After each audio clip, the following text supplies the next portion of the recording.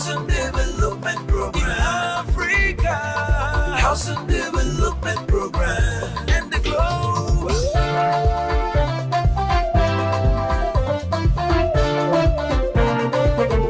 Number one, Housing Development Program.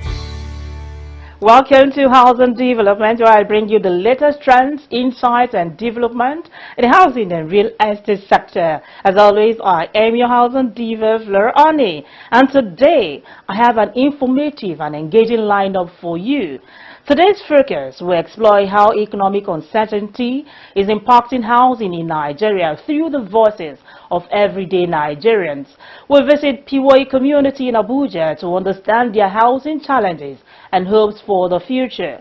And finally, I'll bring you exciting news about the upcoming Africa International Housing Show, an opportunity you don't want to miss. Stay with Housing Development as I bring you these and more on the program today. I'll be right back after the trending news in the sector.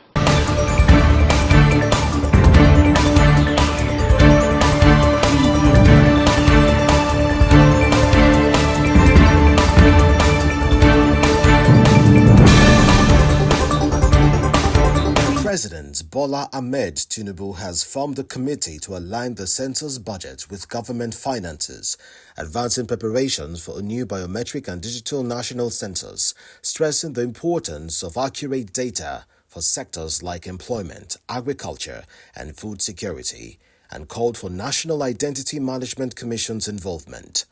President Tinubu, however, is committed to ensuring accurate census data to improve development and social security, emphasizing the importance of biometric data, including facial and voice recognition, noting that better data could enhance government programs like fertilizer distribution.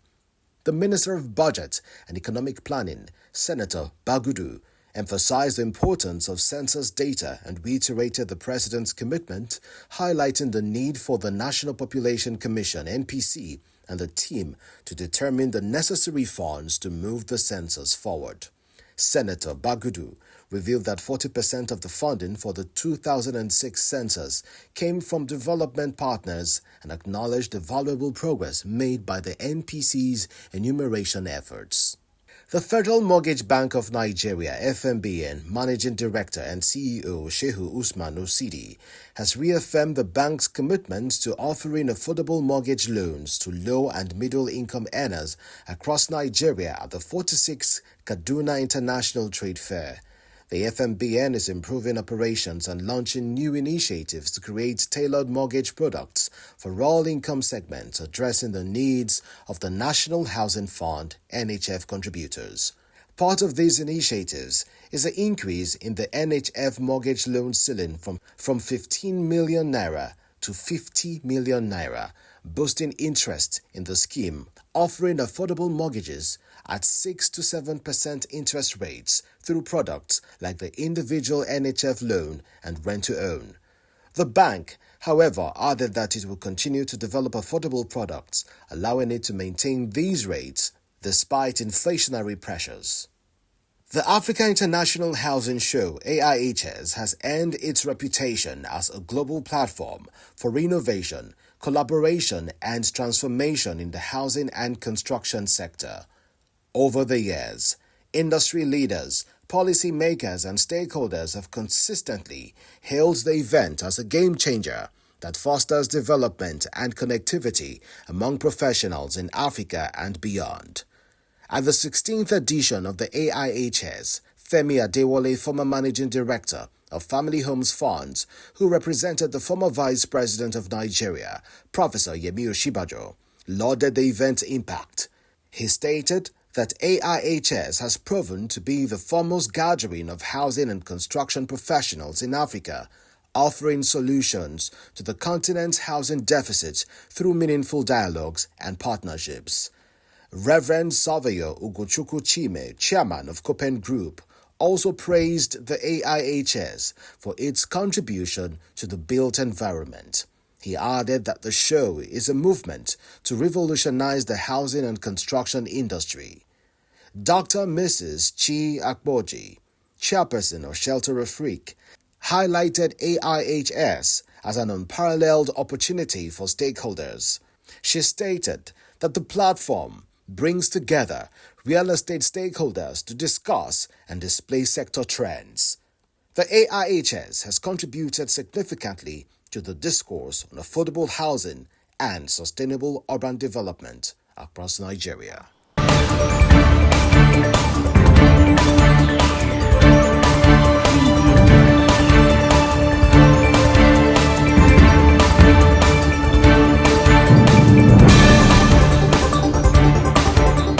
For more housing, finance and construction news, do well to visit www.africanhousingnews.com.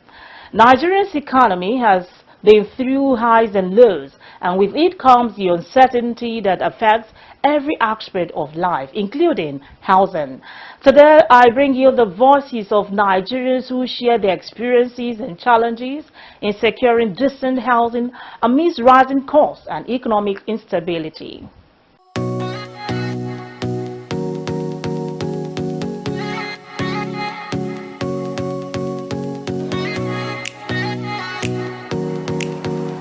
It still boils down to that economic crisis, because it's still the cost of the building material that will make the landlord or the landlady, whoever owns the house you are renting in, or the one you have you own yourself, is the cost of the building material made it go up. Because sometimes even in the market, you can come into the market, rent shop for like 300,000-400,000 naira yearly, but now you cannot find it like that again. And I think urban migration has been a major cause of it. Everybody wants to go to the city, you understand?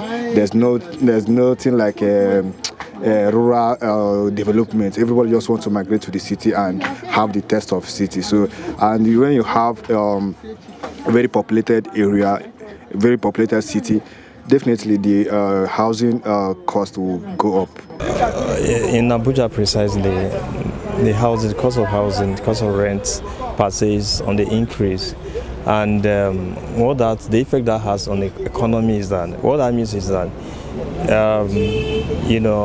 your income has been affected, because the cost of living is very high and income is not on the increase. So what that means is that people have to pay through their noses for them to be able to have affordable accommodation. And if that happens, you know that on the entire economy, if that happens, that the processing power, it reduces the processing power of the citizens. And if that happens, is that they don't have the opportunity to go into the market and buy, clear the market and all that. And that actually affects the production sector of the economy. Do you get? So it's a very, very serious case that government needs to address it, because it's affecting people seriously. We thank the federal government for adding 50 billion but to be sincere, it's like a little drop of water. The housing deficit in the country now is huge. It's huge. So I think I would want to suggest and to plead with the federal government to do more. In a country of over 200 million people, what is 50 billion to the deficit in housing that we have? Go to the streets. How many average Nigerians have housing over their heads? So this is why I think that would not do in the society where we find ourselves now.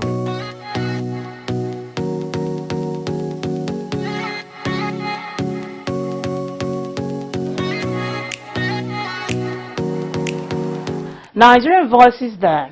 It's clear that economic uncertainty is influencing housing choices and investment, and navigating the housing market during economic uncertainty requires strategic planning and informed decision. I'll be back in a moment.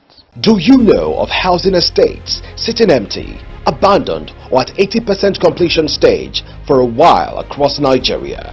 Have you noticed unoccupied homes in your area? The Housing Development Advocacy Network, HDAN, is compiling a nationwide report on the number of unoccupied houses, and we need your help. Share details with us via WhatsApp on 0916 500 0000 or email at hdan.org@gmail.com. HDAN is the Nigeria Pioneer NGO on housing development and non-profit research organization with 5,000 plus housing and construction professionals committed to tackling Nigeria's housing crisis. Your input can help shape better policies and solutions. Join us in making housing accessible and well utilized. Send your information today. You're watching Housing Development. Let's take a visit to Piwai community in Abuja, a great neighborhood facing unique housing challenges. Let's meet the people and hear their stories. The Federal Capital Territory, a melting pot of cultures, is home to a diverse array of thriving communities. These communities serve as a haven for countless Nigerians striving to make a living and provide for their families. Among these communities is Piwai, a rural settlement nested in the heart of the FCT, where residents face unique challenges in their daily quest for survival.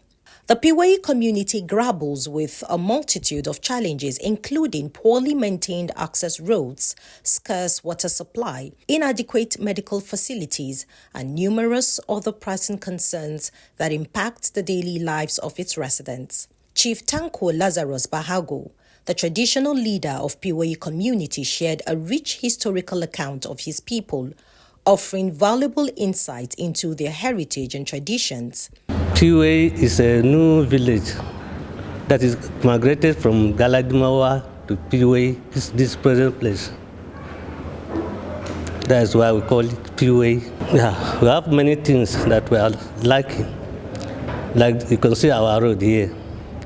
The other villages, they tires their roads, except Piwai, looking for a way to see that this road is okay. The AMAC are promising, saying that they give contract to somebody. Up to today, we have not seen the contractor. We are left behind. We apply for senior secondary school. Up to today, they say the file is with the Minister of FCT. They are yet to approve our senior secondary school. You can see like Judu, we don't have senior secondary school. We have two government junior secondary school. After junior school, they will suffer crossing roads to other schools, see risk of rock road and other things. The Piwai community faces a severe water crisis, with residents forced to rely on purchased water for their daily needs, highlighting the urgent requirement for access to clean and affordable water in the area. For Mr. Chijoke Anyawu, an entrepreneur and business owner in Piwai, a significant hurdle to success is the prohibitively high cost of housing. Despite the exorbitant prices, many of the homes in the community fall short of acceptable standards, creating a daunting challenge for those seeking to establish a thriving business presence. Not a major issue, because the major issue here is house rent. They are too much. They say 150,000. Without toilets? Yes. Okay, toilet so aside. Self-contained. 400,000. Okay. Without water. Kamaruddin Ismail, a dedicated lab technician at the Piwai Primary Healthcare Center, graciously took us on a tour of the facility, revealing the stark realities of overcrowding and inadequate access to standard medical equipment, leaving the residents of Piwai with limited options for quality health care. First of all, we need expansion of the facility. If you see, everywhere is crowded.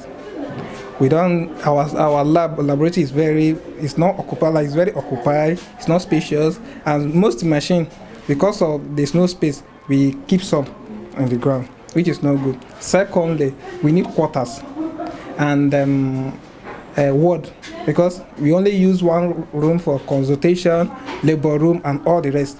We only have one room. The other room is for injection room. So, and if there is labor case, one needs to come out for the others. That is what we are facing here. And we don't have generator. Those are the two things. And the major things mostly that make us not to be doing nights, we don't used to do shifting here, is because there's no security. Most of our nurses, they are ladies. You can't expect them to come and stay when there's no security. There's no security here. We open like 8 to 6. The deplorable state of classrooms in POA communities' primary and secondary schools poses a significant concern, hindering the learning experience for pupils and students. In an off-camera interview, the school head teacher revealed that the deteriorated ceilings render the classrooms unusable during the rainy season, further disrupting the already challenging academic environment. We need a lot in this community. Look at primary school, they need more chairs, they need more classrooms. So we don't have enough. Even electricity, we need more transformers in the community to boost our electricity in the community. I want government to make things easy for the citizens of this country. If you continue like this, honestly, one day somebody may not be able to pay house rent, live in a city like this. Na road, no get better road. No get better road at all. Now NEPA they try, before we no get lights. So the lights, they just change them. This side go get today, tomorrow another side. So we they suffer. Poor man no they leave Abuja again. No. One single room they go cost 200,000. Where we say toilet no dey o. Na bush you go enter, go the shit. They go say 200,000. So all these things are major challenge for us. So the thing is that not be to talk, na be the wahala, na to do. Because many of them, even since how many years they are where they talk, but government no they stand up. We no get road, we need road. We want government to do road for us. We want government to give us light. We want government to make things easy for poor men. Make them help us so that we poor men go feel live with them. Residents of POA community, including Suleiman Hamzant and Florence Peter, are sounding the alarm for urgent assistance, citing the community's derailed living conditions as a pressing concern that demands immediate attention. Despite these challenges, POA community holds promise for affordable housing. As it is close to the city center, development here could bridge the gap for many looking for cost-effective housing solutions. To maximize POA's potential, urban planning is essential. Infrastructure development and community engagement should be prioritized for sustainable growth. It is clear that with strategic planning and the right investment, communities like POA can strive, providing better living conditions for residents.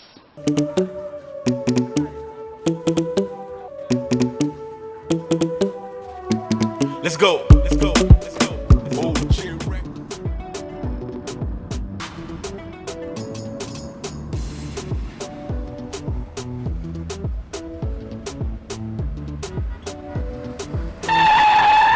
Huh? What is it again? Oga, and they drive this car, my mind no dey. My landlord is on my neck. Your landlord again?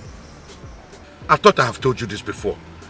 Get a mortgage, register with NHF scheme, and get a home up front. What is so difficult about this? Oga, I will do just that. See, I will shame that my landlord. Mortgage. At the Federal Mortgage Bank of Nigeria, everyone deserves a home. You are in housing development. Are you a player in the housing and construction industry? Then this is an opportunity you can't afford to miss. The Africa International Housing Show is back and bigger than ever.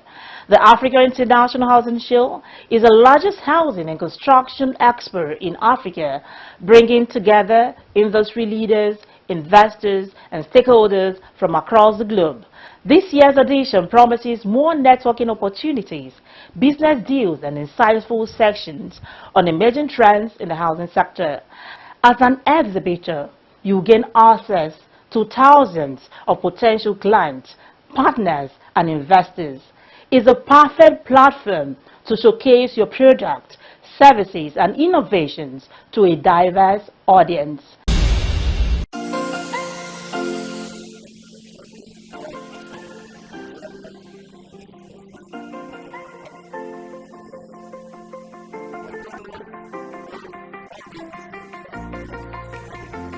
We are from China. This is our first time to come here. Africa market will be very, very big. So we are very honored to come here. I believe nickel market is the biggest in Africa. So we believe in the future. Don't miss out on this opportunity to network, collaborate, and drive positive change in the housing sector across Africa. Save the date for AIHS, where opportunity meets innovation. Register and book a stand today at Africa International Housing Show, coming up this July.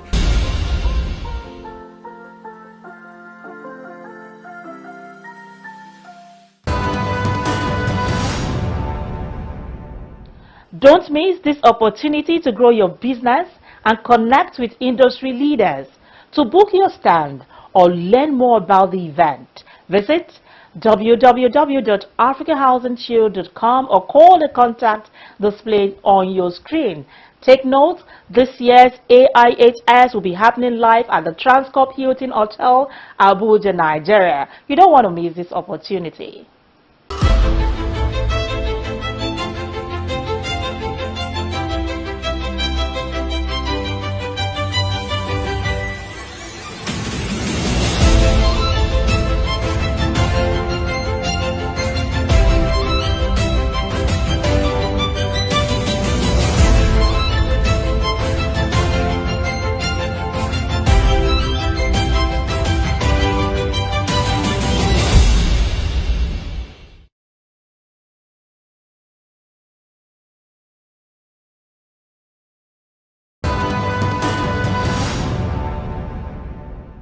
The program is housing development.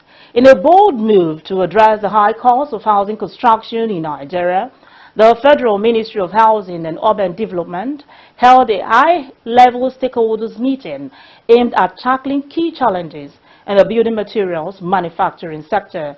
This meeting brought together industry experts, manufacturers, and policymakers to discuss ways to lower production costs and improve local access to building materials. The soaring cost of building materials in Nigeria has made it incredibly challenging for individuals to own a home. Factors such as high interest rates, production costs, and transportation expenses have created significant barriers to housing delivery. To address this issue, the Minister of Housing and Urban Development, Architect Ahmed Musa Dangiwa, has introduced an initiative to establish building materials manufacturing hubs in 6 geopolitical zones across the country. This strategic move aims to reduce the cost of building materials and enhance housing affordability in Nigeria. The hubs will be situated in existing trade zones, offering tax incentives, reduced regulatory burdens, and market access. This approach is expected to boost local production, create jobs, and stimulate economic growth. The ministry plans to collaborate with investors to establish these hubs, providing a minimum of 100 hectares of land for each project. So by supporting local manufacturing, we can foster innovation, improve quality, and reduce costs, making housing more affordable for Nigerians. Will be strategically located to ensure easy access to raw materials, distribution networks, further reducing transportation costs and enhancing competitiveness. In this regard, the suggestion yesterday that this house should be established in existing free trade zones is worthy of serious consideration. Free trade zones already offer significant advantages, such as tax incentives, reduced regulatory burdens, and access to markets. So by leveraging these zones, we can accelerate the establishment of manufacturing hubs, reduce initial setups costs, and attract both local and foreign investments.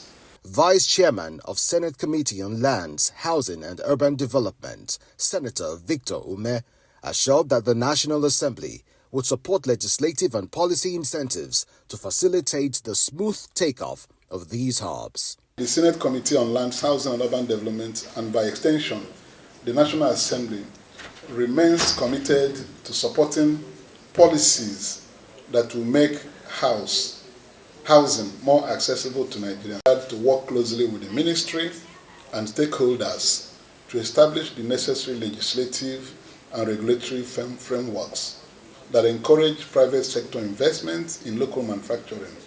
We are fully committed to providing the legislative backing needed to drive this initiative forward, and will actively engage with all relevant parties to ensure the successful implementation of these incentives.